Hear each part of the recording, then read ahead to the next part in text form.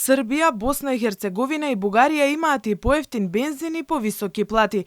Во Македонија просечната плата е 31.000 денари и со неа може да се купат 290 литри 98-ка. Србите со просечна плата повисока за 6.000 денари ќе си наточат 369 литри бензин по нивните пониски цени.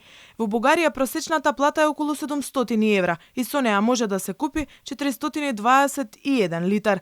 Во Грција горивото е најскапо, но и платите се највисоки, па така со просечни месечни примања може да се купат 486 литри бензин. Единствено Албанија е со просечна плата за нешто ситно под онаа во Македонија, па би се снабдиле со 266 литри гориво.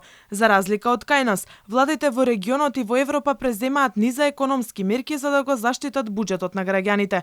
Па така, Србија за да го заштити стандардот на граѓаните ја продолжи мерката за мрзнување на цените за нови 30 дена. И во Германија има поевтини горива откако владата се откажа од голем дел од данокот за енергија. Оваа мерка ќе трае до 1 септември, периодот во кој германците најмногу патуваат. Во моментов бензинот е поевтин за 35, а дизелот за 17 центи и во просек бензинот чини 2,01 евро, а дизелот 1,99 за литар. Од друга страна, во Македонија во моментов нема никакви мерки за заштита на стандардот на граѓаните, откако пред 2 дена се врати ДДВ-то за горивата на 18% и се вратија старите акцизи. Инаку најголем дел од цената на горивото се токму давачките кон државата.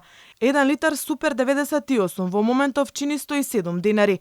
На оваа сума влегуваат речиси 5 денари на доместок за трговска маржа, 0,75 денари за транспортни трошоци, речиси 0,9 денари за нафтени резерви и дури 22 денари по литар за акциза, односно директна давачка во државниот буџет, како и 0,08 денари за заштита на животната средина.